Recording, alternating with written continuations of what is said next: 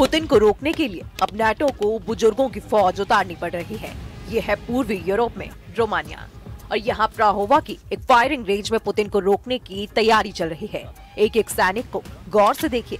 NATO की दीवार बनने के लिए रोमानिया में अब बूढ़ों को उतार दिया गया है।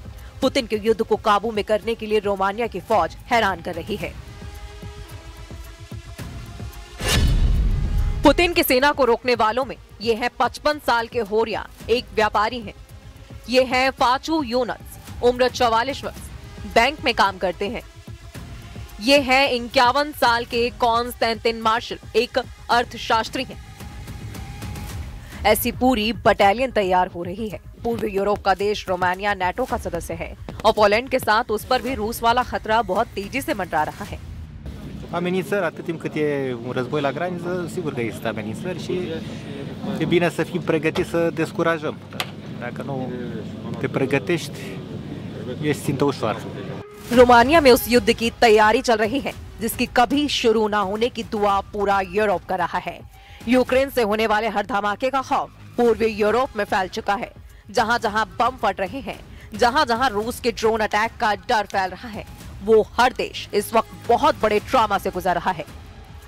रोमानिया में हुए एक धमाके ने इस ट्रॉमा को कई गुना बढ़ा दिया है। रोमानिया की 2 करोड़ की आबादी बहुत ज्यादा तनाव में आ चुकी है। 17 अक्टूबर को हुए इस धमाके की वजह को लेकर पूरा रोमानिया परेशान है, क्योंकि शुरू में लगा कि ये कोई ड्रोन अटैक है, लेकिन अब तक वजह साफ न होने से कई तरह की बातें सामने आ रही हैं। इसी डर का हिस्सा है कि रोमानिया ने अपने बूढ़े लोगों की फौज तैयार करनी शुरू कर दी है। सबको एक एक राइफल थमाई और शुरू कर दी गई निशानेबाजी की practice.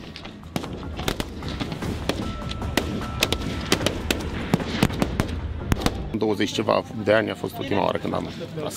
Când ați făcut armata? În 2004. Vremea lungă care a trecut de la ultimele conflagrații mondiale în care au fost implicate mai multe state, e posibil ca oamenii să mai uite cât de mult rău poate să producă un război. Sperăm să nu ne confruntăm cu așa. Romania ने 2007 में सैन्य service अनिवार्य करने वाला system 2007 में खत्म कर दिया था, लेकिन 18 साल के बाद अब पुतिन के गुस्से ने पूरे यूरोप का ब्लड प्रेशर संकट में पहुंचा दिया है। रूस और यूक्रेन युद्ध के खतरे ने यूरोप को कैसे डराया हुआ है, इसके कुछ आंकड़े आपको हैरान कर देंगे। पोलैंड ने अपनी रिजर्व फोर्स 5 लाख तक बढ़ाने का फैसला किया है। जर्मनी में अब रिजर्व फोर्स बढ़ाने के लिए 6 महीने की आर्मी ट्रेनिंग देने की तैयारी हो रही है। रिजर्व सैनिकों की तादाद 2 लाख तक की जा रही है। डेनमार्क में सबको 4 से 11 महीने की आर्मी ट्रेनिंग देने का प्लान है। इसमें महिलाएं भी शामिल होंगी। फिनलैंड में 9 लाख रिजर्व फोर्स है और ये यूरोप में सबसे तेजी से युद्ध की तैयारी करने के लिए जाना जाता है। नाटो देशों ने 2022 में मैड्रिड में हुई मीटिंग में तय किया था कि रिजर्व फोर्स बढ़ाई जाएगी। पिछले 3 सालों के दौरान नाटो के नेता बार बार मिलते रहे हैं, लेकिन पुतिन के आगे मजबूर नजर आ रहे हैं। पुतिन के खतरनाक हमलों ने इस मजबूरी को कई गुना बढ़ा दिया है। जमीन से आसमान तक नाटो ने अब पुतिन को रोकने के लिए एडी चोटी का जोर लगाना शुरू कर दिया है।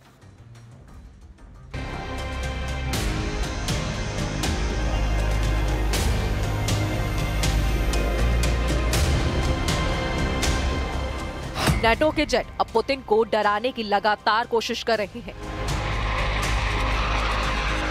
नाटो के फाइटर जेट रूस को उसकी हद बताना चाहते हैं।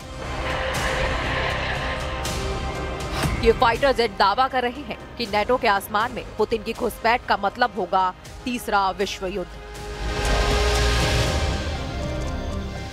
नाटो सोच रहा है कि पुतिन घबरा जाएंगे। नाटो के दिल दिमाग पर सिर्फ और सिर्फ पुतिन को बैकफुट पर रखने का जुनून सवार है।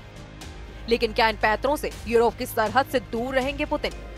क्योंकि रूस के बॉर्डर पर गूंज रही नाटो के विमानों की गड़गड़ाहट अब मॉस्को तक गूंज रही है।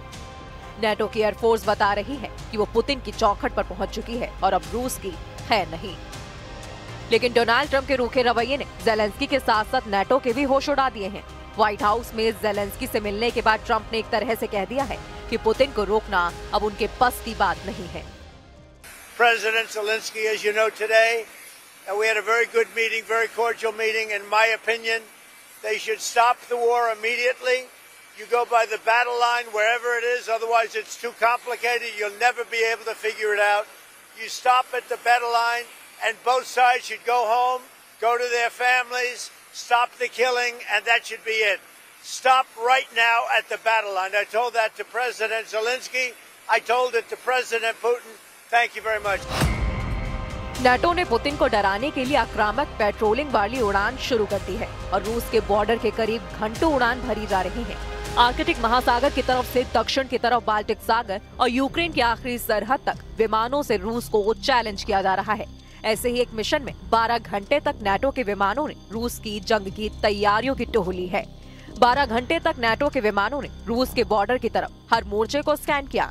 12 घंटे तक नाटो की एयरफोर्स इतनी ज्यादा एक्टिव रही जितना पिछले 3.5 साल के यूक्रेन युद्ध के दौरान वो पूरी पिक्चर से गायब थी।